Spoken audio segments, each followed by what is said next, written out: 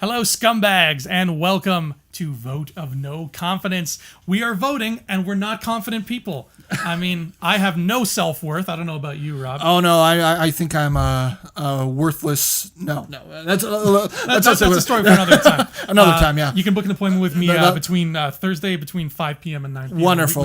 I'm going to need to go daily. Okay, perfect. So we are here to vote about something Star Wars related, preferably. You guys are in the Senate. You're going to pick which one of us at the end of the video you think wins the vote. And man, our topic today, Rob. It's something else. It's a certain character that I think gets a lot of hate and is very divided in terms of its fans. Jar Jar Binks. That's right. We're going to be talking Jar Jar Binks. Is he a good character or is he a bad character?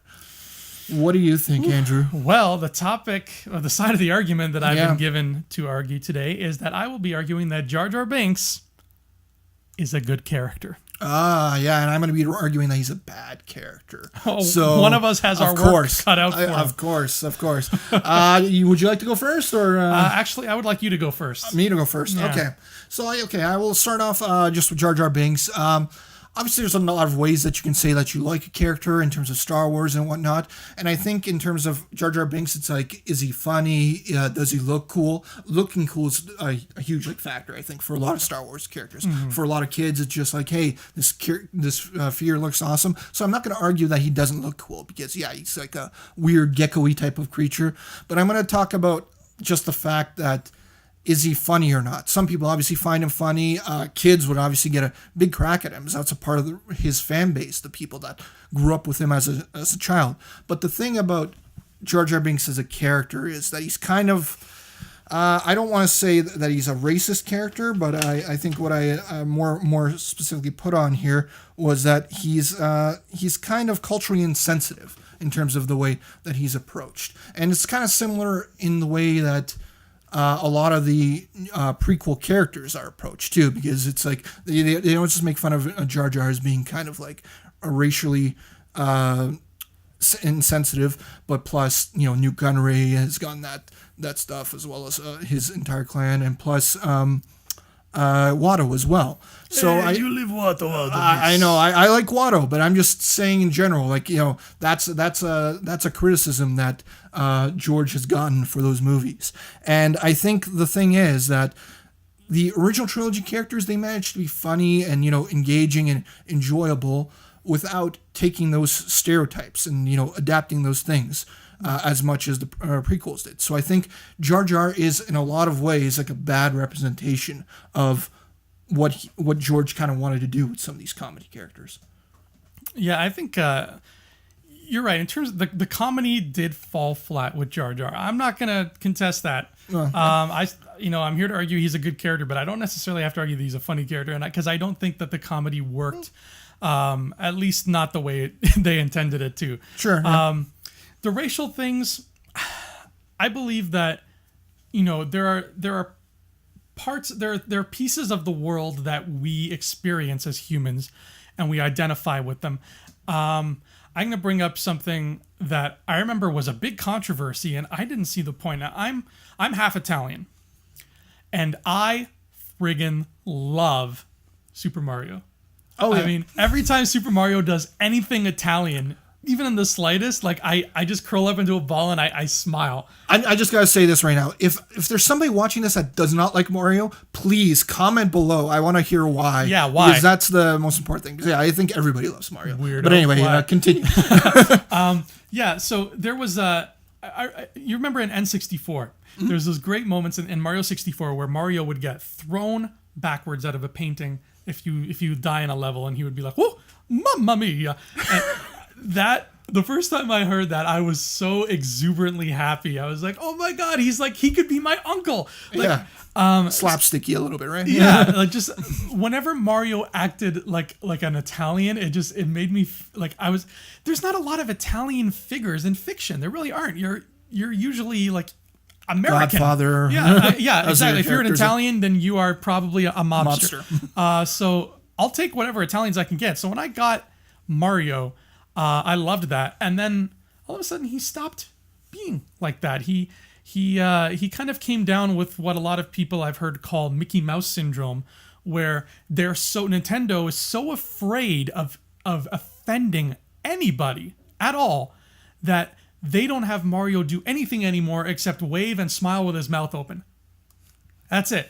And because literally, when's the last time you saw Mickey Mouse? Sports. Yeah, exactly. When's the last time you saw Mickey Mouse doing anything except waving and smiling with his mouth open? Right?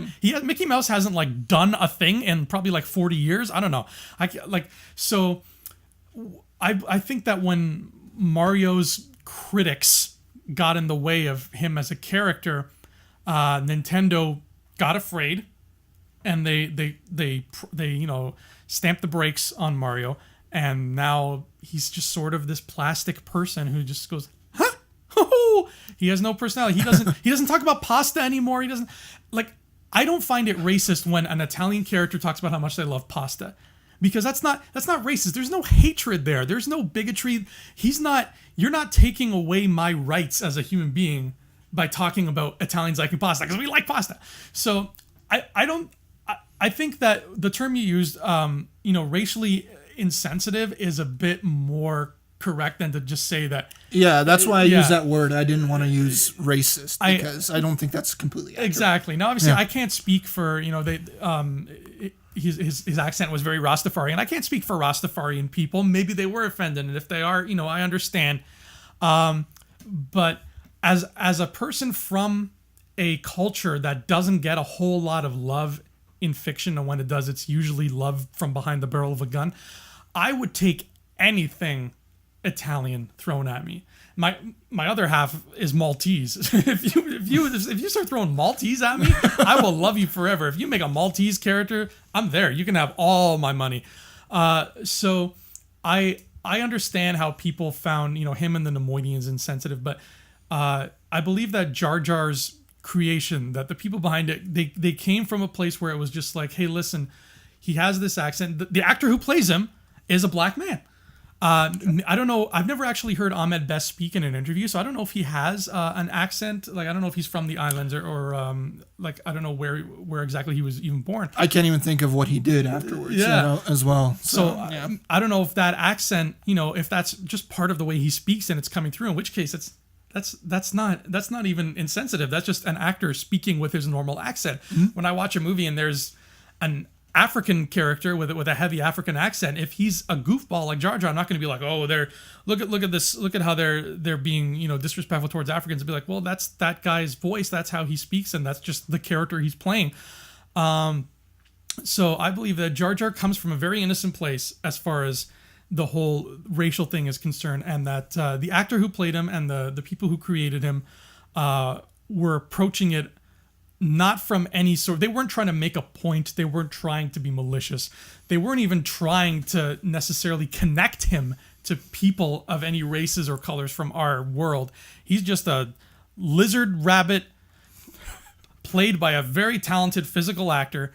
And that's just how he came across. And I think the hatred for him was so strong that they found any little thing they could to pick apart. And the race thing became one of those things that was just, it was unnecessary. It was an irrelevant point. And I don't think Jar Jar deserves the hate for that. Well, I just think ultimately why I brought this up was the fact that his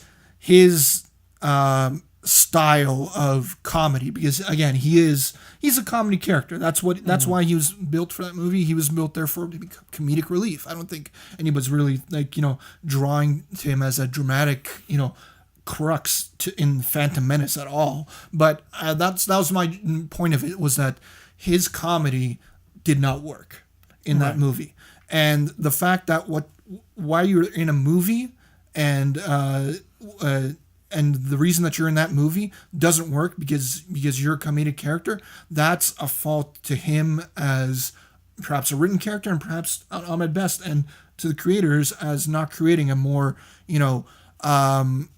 more funny character. Like C-3PO was a great example of a comedy character in the original trilogy. unfortunately, with that same style, he fell apart in episode 2 as well, because they kind of took what the stance that they took with Jar Jar and adapted that to C-3PO in type of way, because they did adapt a slapstick nature to his comedy at the same time. So I think that's my fight as to why I think that he is a bad character, because ultimately what they set out to do for him as a character didn't work out in that movie. Okay, that's a fair point. To me, I believe that this is a little bit of a side Akbar. Of course.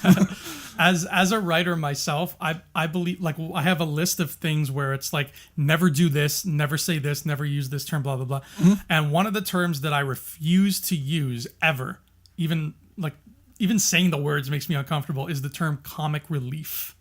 I never liked that term at all, because I believe that it's not a term that you can apply to real people.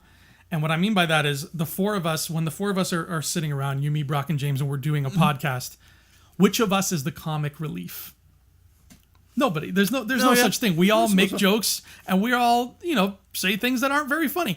That's the way people work. And I think that just the idea, just the concept of comic relief existing is a detriment to characters like Jar Jar, because people immediately pigeonhole him into that spot. They're like, oh, he's just the comic relief. Because if let's say I was talking about Rebel Scum podcast to somebody who wasn't familiar with us, and I was saying, well, I'm on the show, and people say, oh, who else is on it? I would say, well, there's Brock, and Brock is this, and he does filming for Global News or whatever.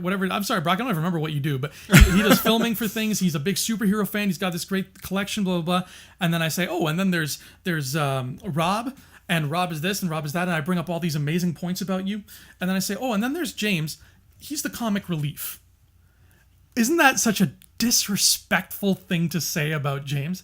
About anybody? Sure. Yeah. I think that to put that label on somebody is just, you're setting them up for a failure that they don't even deserve and that they probably haven't even earned. Mm-hmm. To say Jar Jar is, he's just the comic relief. So let's have, let's not pay attention to what he's saying whenever he opens his mouth, and let's just pay attention to what Qui-Gon's saying, because he's the serious one who speaks grimly all the time.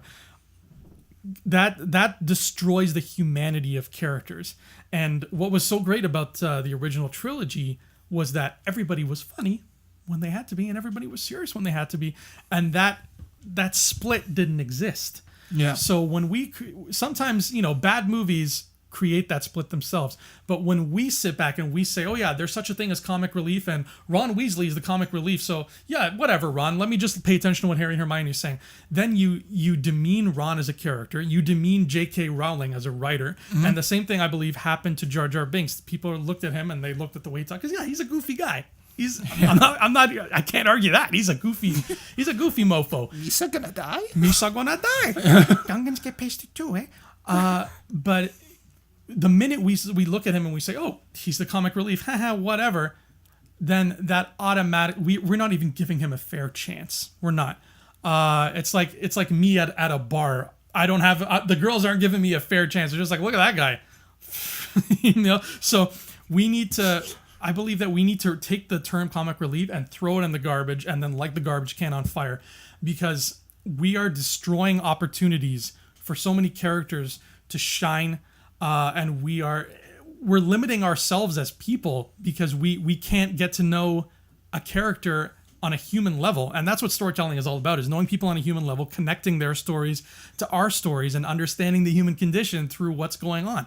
And we could have had that with Jar Jar had people not immediately jumped on him after episode 1 and said, this guy's just the comic relief, he's just a clown, we have no use for him, don't put him in 2 and 3. We could have got a beautiful arc in 2 and 3 where we realize, hey, this guy, there's no such thing as comic relief. This guy is a I was gonna say human being, but he's not a human. But this guy is a being with feelings and emotions and dreams and fears. And we as a collective fan group kind of stomped on that and ruined that.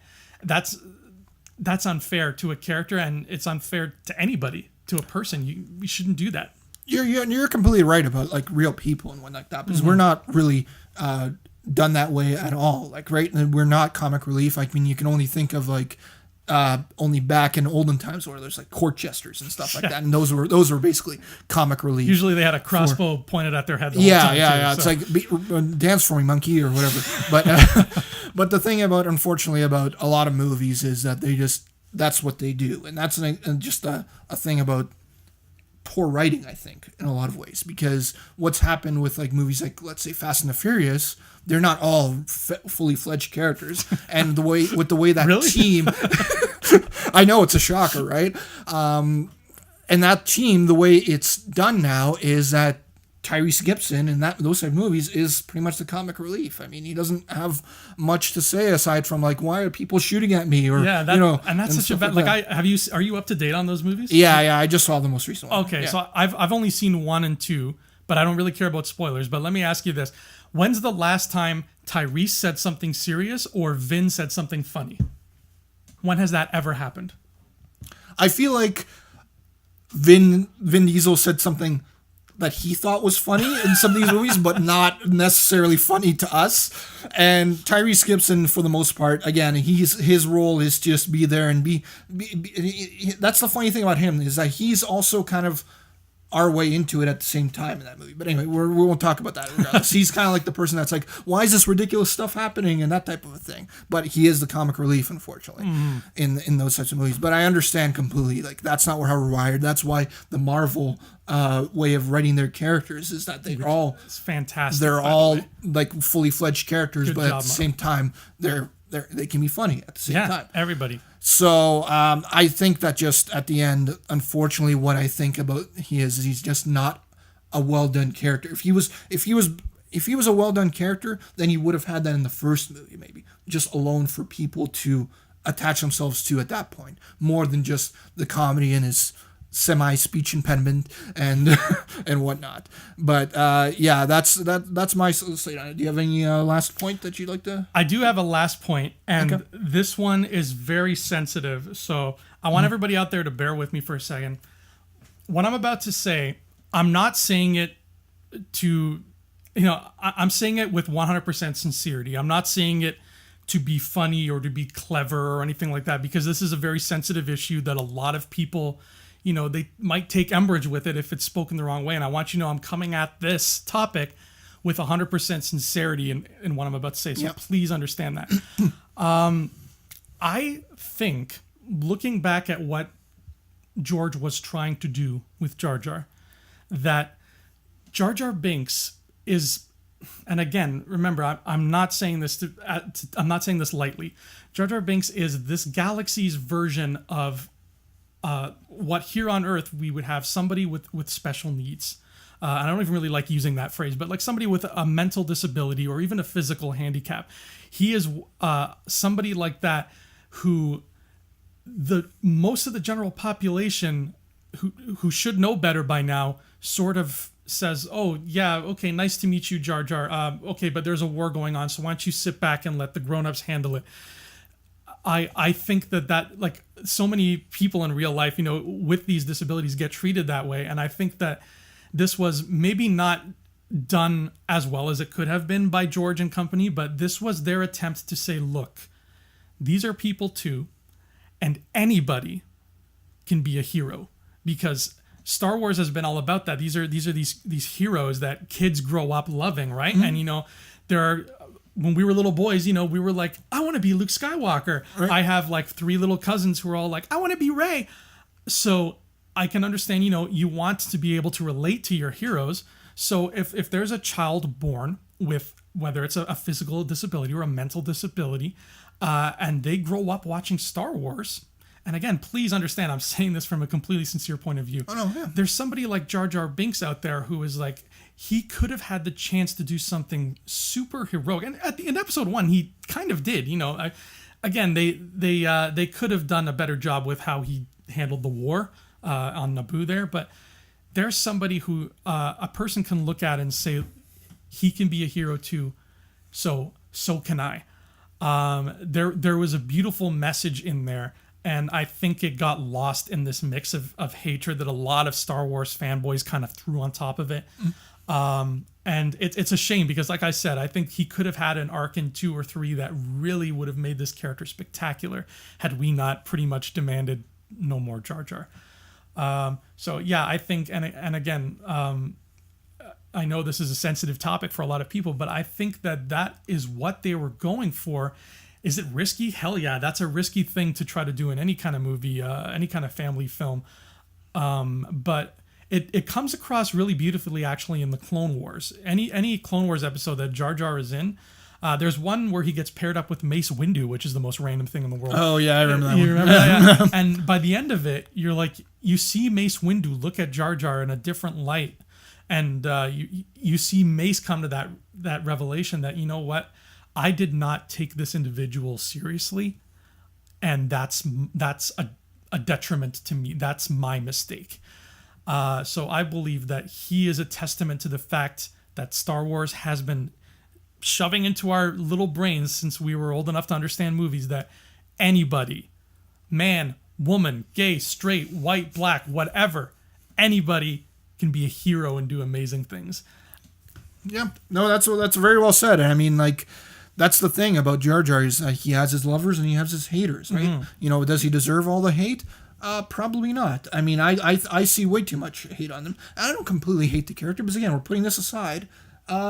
He is a child's character. A lot of people, like what you said, putting aside this argument, probably really stuck to Jar Jar and really got invested and agreed, saw themselves in Jar Jar. So again, that's just a beautiful point to end on. Absolutely. So, but again, this is about you guys, and it's your turn to make the decision. So I already know what below. James is going to vote for. Oh yeah, I think we both knew. It wouldn't matter what I said or what you said. No. Yeah, he would have been voting straight for Jar Jar. But regardless, comment below. Let us know what you think. Is Jar Jar a good character or a bad character? So come on back soon, and we'll have another one of these prepped and ready for you next week. See you next time.